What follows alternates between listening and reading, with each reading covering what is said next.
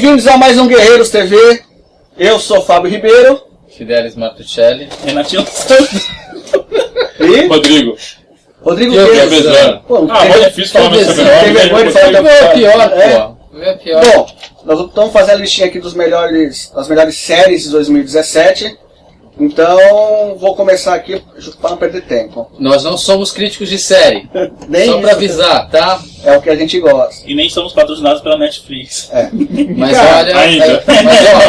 Disney, Netflix, Hulu, todo mundo. Assim, Tamo aí, hein? Tamo aí. Amazon Prime. Isso.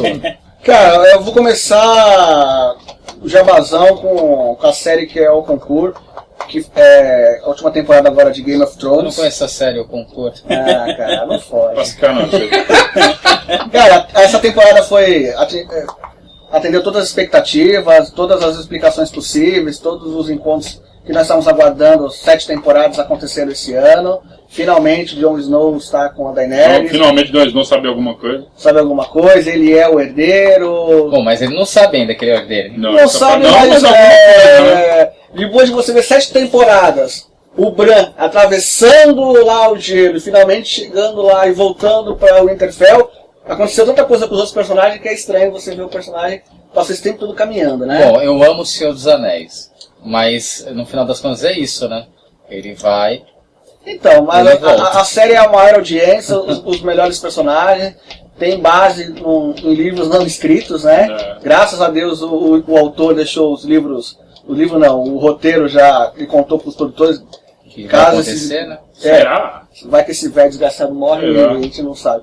Mas assim, Se puder sair as livro, tá tudo diferente. pessoas com certeza estão aptas para ler os livros, né? Porque a próxima temporada talvez só em 2019, então dava tempo dele lançar aí. Ainda não confirmou isso, né? Ou já confirmou? Não confirmou. Estamos na expectativa. Serão 6 Mas é capítulos, provável. né? Mas é Vai dar provável. aquela caprichada, coisa de 1h30. Então, como acabou a temporada lá no meio do ano, as pessoas acabam esquecendo, mas foi um dos pontos altos de 2017.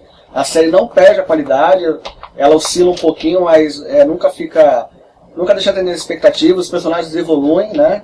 Por exemplo, a Sansa evoluiu, se vingando lá do Mindinho, a irmã voltou pra ajudar, aquela batalha do Jon Snow lá no meio da... Foi nessa temporada? A Batalha dos Bastardos ou foi na anterior? Não, Bastardos foi a Foi anterior, na outra? não é Ah, anterior. então, mas ele continua evoluindo, ele assumiu o papel dele de rei do... Essa teve a Batalha do Gelo lá. É, com isso, os- quando Sim, eles o resgate... perderam Eles se metem Sim. numa fria ali, inclusive. Bom, Game of Thrones não tem o que falar, tá na lista do mundo ou não? Não, Vocês escolheram outras listas? não tá né? na minha não lista, tá, mas sem não tá. dúvida Ah, nenhuma chega a que é uma ser das grandes meio- séries. Então vai, de- começando pela ponta Isso aqui aí, é Renato. coisa nova só. Vai aí, próximo. Cara, eu vou citar aqui Dark. City. Dark Se tem Dark, pronto, tá ótimo. Você... Dark é citado da já, Netflix, é uma produção alemã que trata com viagem no tempo.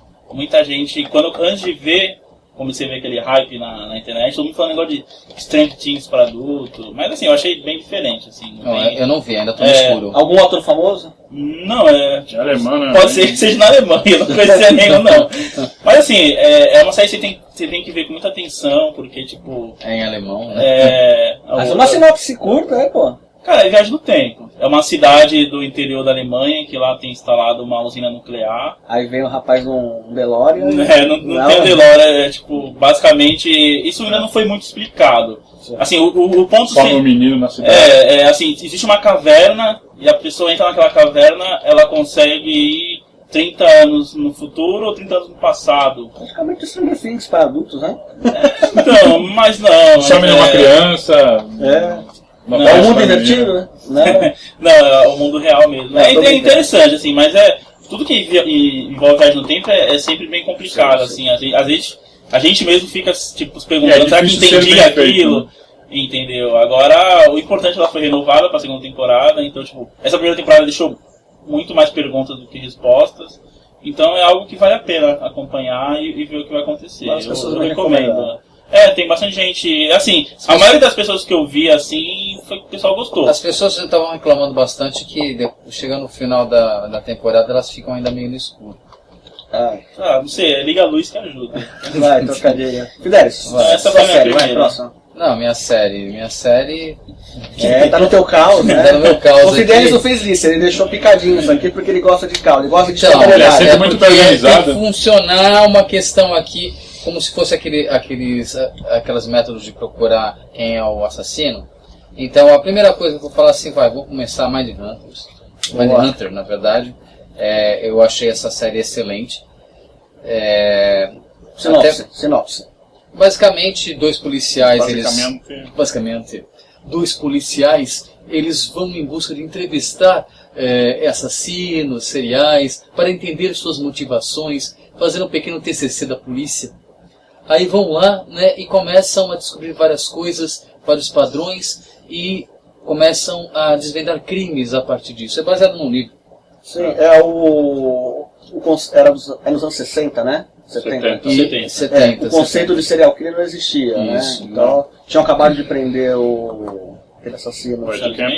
Charles Manson, então já existia estudos, mas... Eles começaram a ver um padrão de certos assassinos e não existia, na verdade, nenhuma linha de estudo que falasse sobre isso, nem o termo serial killer. Até eles brincam, né, que chamam de assassino em sequência e tal. Aí. Então, ali eu acho que o roteiro, direção, atuação, a série é maravilhosa, até por lidar com essas questões que são questões também inquietantes, né, sobre as pessoas e a psique delas.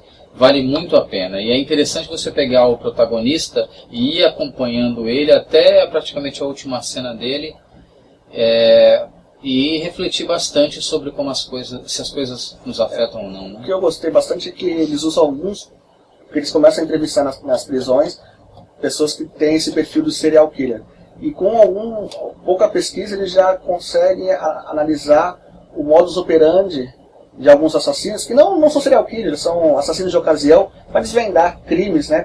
Só um estudo preliminar eles já começaram a usar algumas teorias e foram eficientes.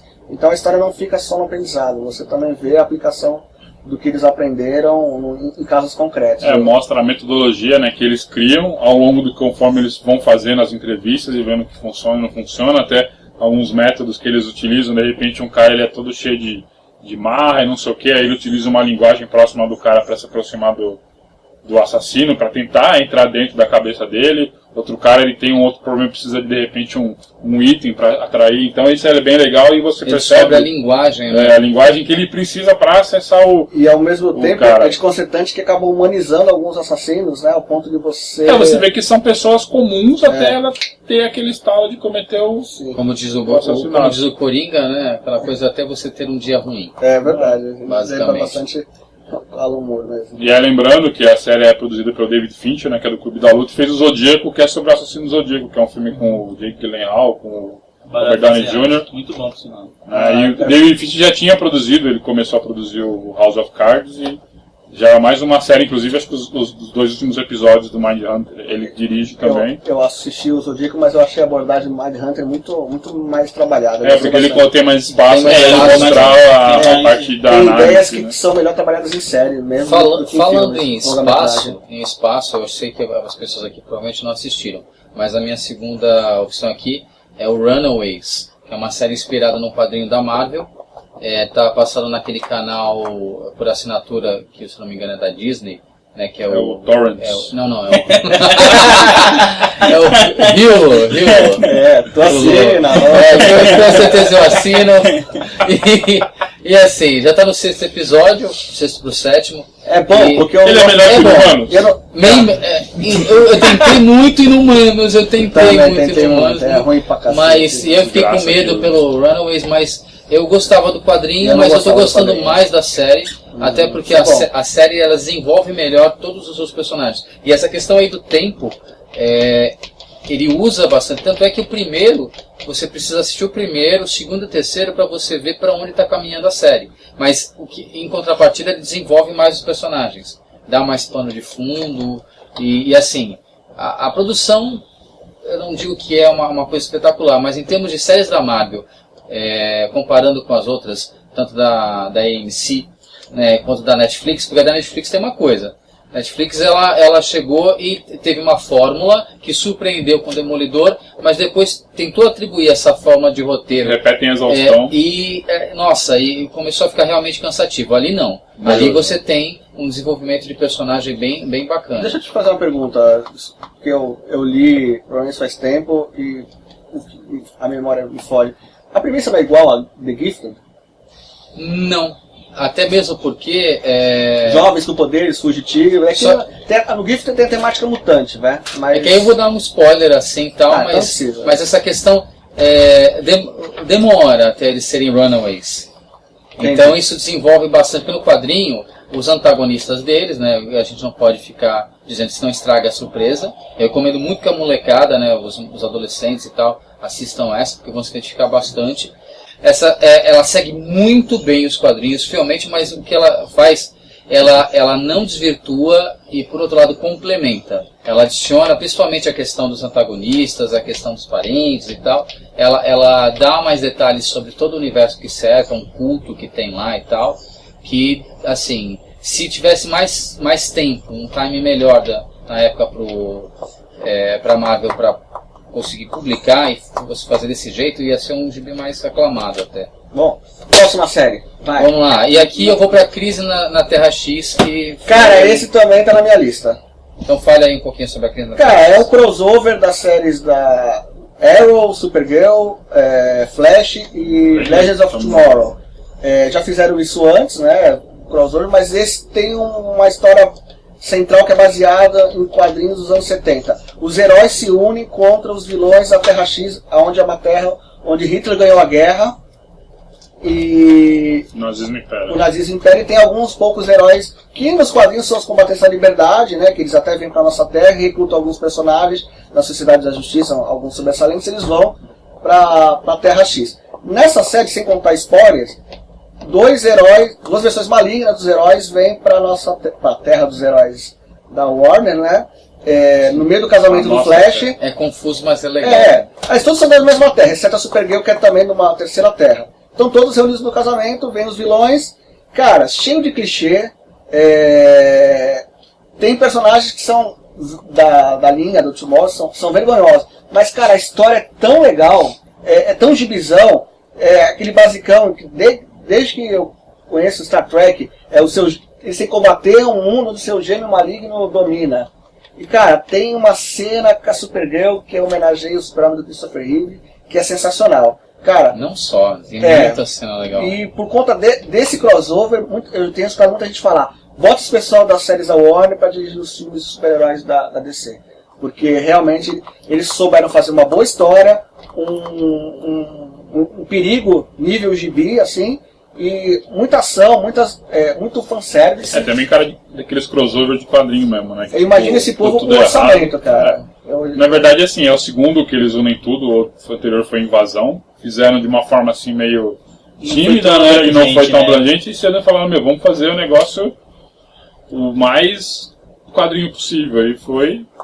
Sem amarra, sem... Acho que quem autorizou fazer isso, falou assim, pode fazer o que vocês quiserem. Podem pirar a batatinha. E o negócio é muito bom, cara. Assim, o Greg Berlanti, né? O Greg Berlanti é o cara que tá mandando na Warner. Assim, destaque pra Supergirl, que ela acho que é a personagem de mais destaque, né, nesse crossover. E, cara, que vem nos próximos crossovers e... Pena que é um por ano só. Linda, ela é maravilhosa. Eu lembro quando começou o seriado dela, eu falei, olha, é bom, talvez as pessoas não botaram fé aqui. Tá, mas eu tava já no terceiro, quarto aí também. Uma verdade tem que ser dita. As séries em si, elas oscilam. Da Supergirl, realmente tem capítulos que são... Até por ser uma série de 23 episódios, diferente da Marvel. Diferente de Netflix, são 10, 13. Que ainda já são chatos, muito desses não tem... Tem capítulos que a Supergirl fica só no romance.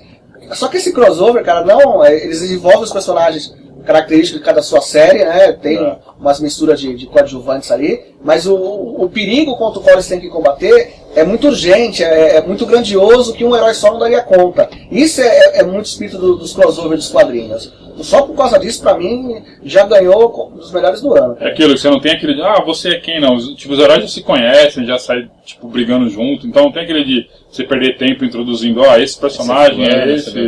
Eles já se conhecem, já sai, tipo, então, já tem a interação nunca, entre eles. Assim, é melhor. Pode até ficar meio perdido, mas eu acho que aí que tá.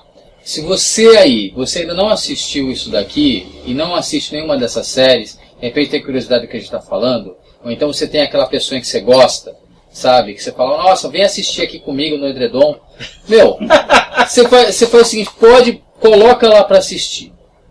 Assim, você tem namorado, você tem namorada, alguém ali vai ser bonito, Tá? Alguém vai ser feio e vai ser interessante. Aí acontece igual nos crossovers aqui de super-heróis dos quadrinhos. Você pega esse na mão, pega Invasão Secreta, Crise nas Infinitas Terras, tá? Você não conhece nada de quadrinho, aí pipoca um monte daquele personagem e você fala assim, nossa, quem são esses caras?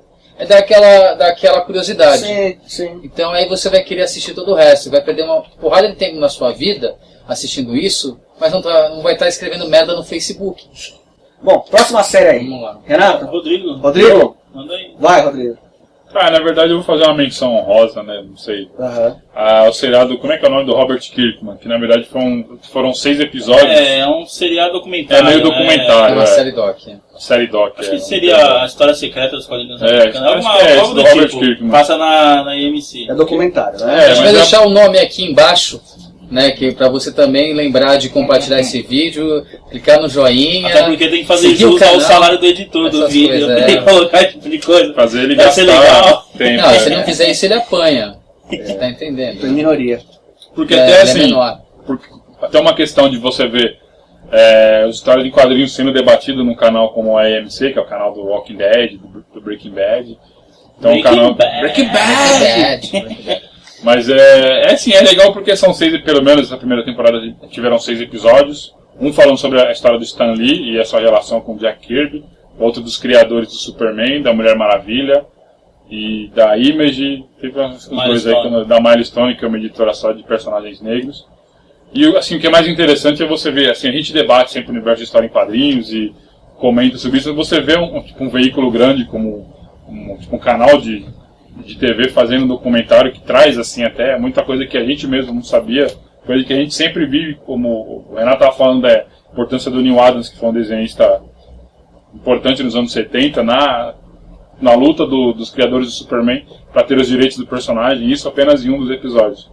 Então acho que assim, como documentário, como informação, acho que é bem interessante. Ele joga uma luz em várias questões, assim, a questão da criação da Mulher Maravilha, é um bagulho, tipo assim, nunca imaginaria aquilo.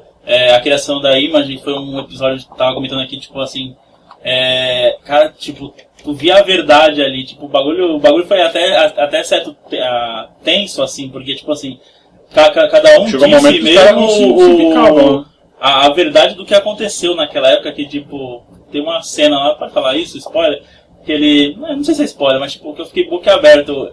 Teve uma reunião no hotel, tá, o Todd McFarlane, o Eric Larsen e tal, e o Robert Liefeld não foi convidado. O que ele fez? Ele alugou o quarto do lado pra ficar escutando a conversa. Ele ficava deitado no chão com a orelha na porta. Tipo assim, um quadrinho com submundo quase de criminosos, assim. Tipo, diferente de você ver histórias, por exemplo, dos criadores da Mulher Maravilha ou do Superman que já faleceram, então você só tem relato dos herdeiros ali, não, você vê os caras falando mesmo. O McFarlane falando, não, quem fez a história tá aí. Não convidei mesmo, o cara não sabe desenhar peito. Caramba.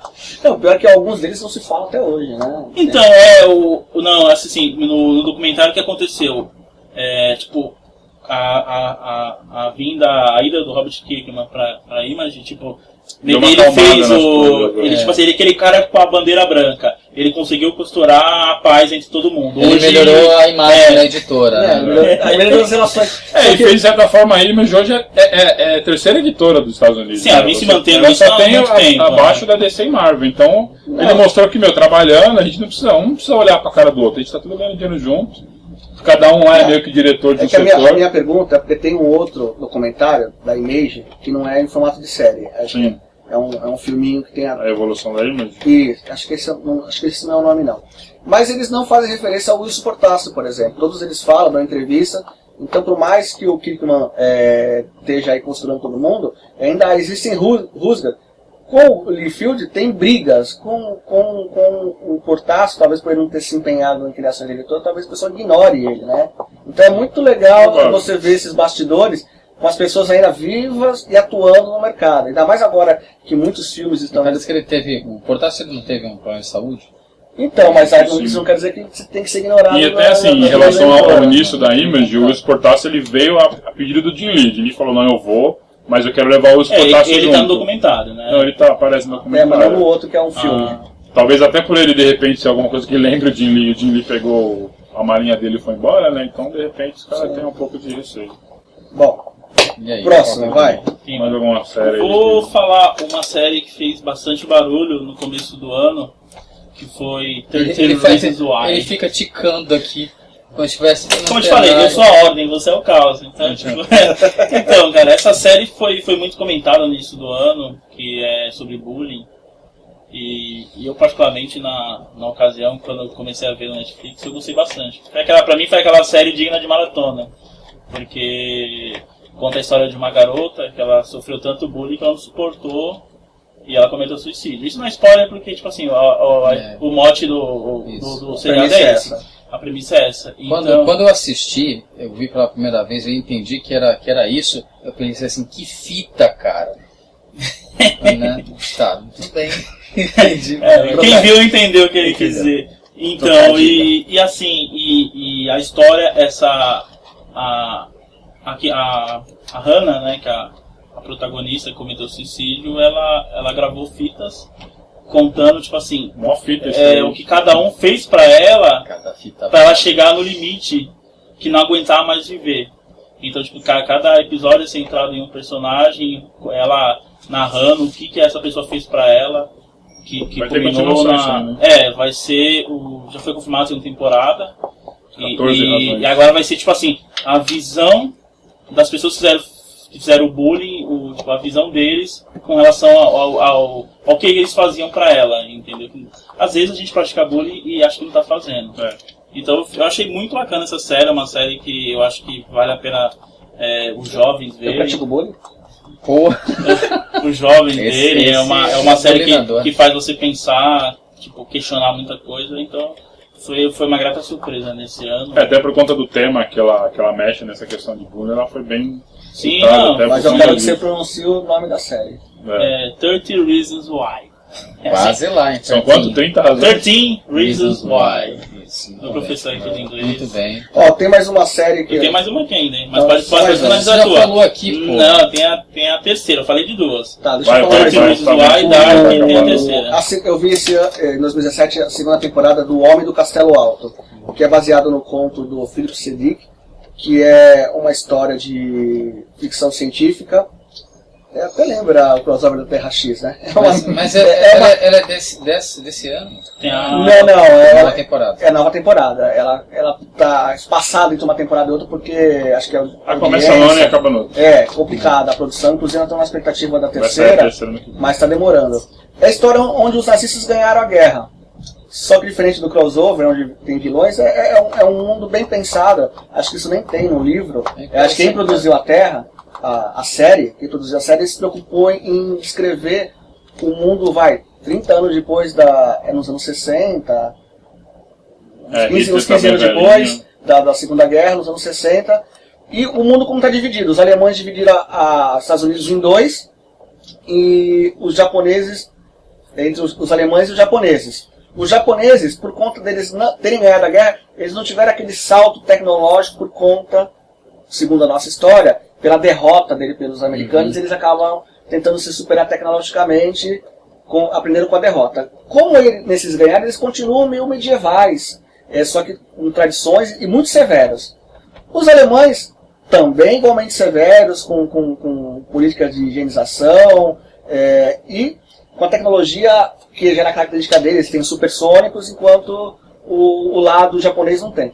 Nisso tem a protagonista, que ela, por conta de uma irmã que se envolveu com uma resistência, ela quer resgatar a irmã e ela acaba descobrindo uns filmes que mostram uma realidade alternativa que é a nossa, onde os Estados Unidos ganhou a guerra. E Hitler está atrás desses filmes. Então ela tenta escapar com um desses filmes, né? E aí a história se desenvolve a partir daí. O que é esse... Você tem que ver a série para saber o que são esses filmes, se é realmente uma realidade alternativa, se é um futuro, se é um passado, aonde se conecta com a personagem principal. Mas a melhor coisa é a imaginação desse mundo onde os nazistas ganharam a guerra. Os alemães, o mais interessante é a caracterização do mundo entre a Alemanha e o Japão, que eles vivem uma guerra fria. Os alemães tomam para si como eles grandes responsáveis pela vitória, e os japoneses foram um mero coadjuvante. Então eles começam a questionar essa divisão dos Estados Unidos, né? Começa a ter conflito, tramóias, o Hitler está com uma doença e... Morre, não morre. Morre, não morre, já estão querendo associação. E até a morte do Hitler pode levar a uma guerra entre Japão e Alemanha, por isso que a tensão está sempre... Então, assim, a série tem esse mistério sobre os filmes, mas a caracterização desse mundo é muito legal. Você fica roendo unha. Os rebeldes, a Força de Resistência fica transitando entre um lado ou outro dos Estados Unidos, e, cara, eles sofrem perigos dos dois lados. Não sei qual é mais severo, se é o japonês ou se é o alemão. São dois lados dos Estados Unidos, tem a zona neutra lá, mas você rói um o tempo inteiro. Você acha que eles vão morrer, porque nenhum dos dois tem dó de matar, nem o japonês nem o alemão.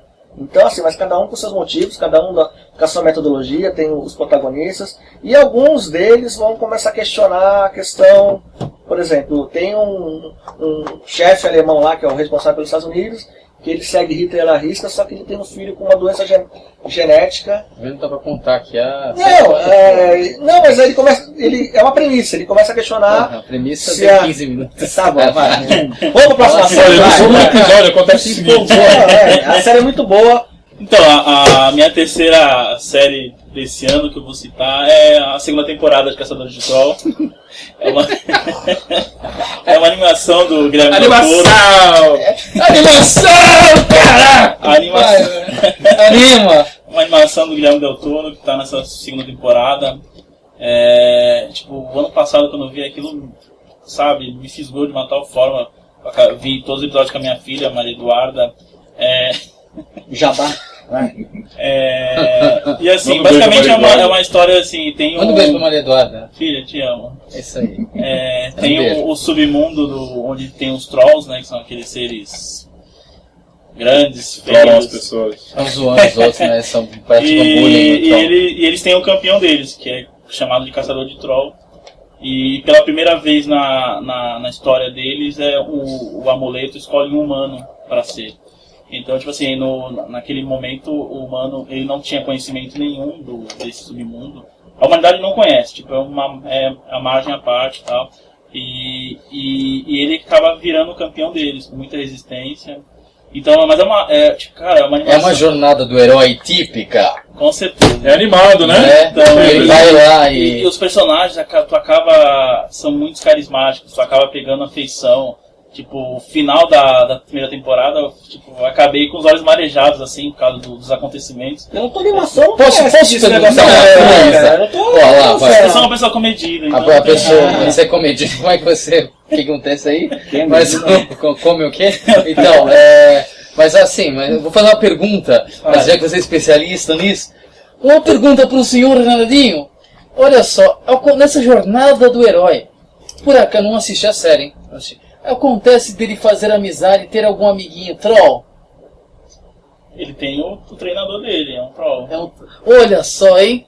A gente vai descobrindo os clichêzinhos, mas deve ser boa, eu vou tentar. Não, eu recomendo, assim, vou tentar. Assim, nos últimos anos, assim, em termos de animação, a última animação, pra mim, boa mesmo, foi Young Justice. E agora Caçadores de Troll. Como é que é? Ugly Justice? Não, Young Justice, eu também gosto. Então, eu acho que, tipo, tem umas séries novas, tal, de desenho, que, tipo, o pessoal comenta muito, mas eu nunca dei, eu sou meio reticente, sempre fico com o pé atrás. Por exemplo, só pra gente terminar aqui, falam bem. Não, Rick e Morty. Pô, é legal pra caramba. Então, o pessoal fala bem, tem os Padrinhos Mágicos, tem o... Pô, Padrinhos Mágicos eu também subi. Não, aquele do fim lá, Hora da Aventura, Hora da Aventura. Star Wars? Não, Hora da Aventura. Você não assiste Rick e Morty? Não. Você devia começar a assistir isso. Bom, eu encerro aqui, então. Nossa, com essa empolgação. Onde será que anima isso aqui, hein? É neste mamilo? É nesse? Vai, Felipe, faz a despedida, né? Então, assim, por enquanto é só o PPP pessoal. E esse aqui foi um bate-papo rapidamente sobre algumas coisas que nós não somos críticos de série, tá? Falamos a respeito das séries que saíram esse ano, e talvez não só esse ano, porque o pessoal está numa crise aqui de não conseguir assistir as coisas às vezes. Então é isso, por enquanto, não percam o próximo programa, que vai ser publicado depois desse, que é sobre quadrinhos. Aí assim a gente pode falar alguma coisa com um pouco mais de gabarito, né? Embora não sejamos críticos de quadrinhos. Dê seu like, dê seu joinha e todo o resto aí que Se inscreve no nosso canal. Isso, todos aqueles clichês legais assim, de coisa de YouTube. Uma hora a gente ingressa. Vamos pro próximo.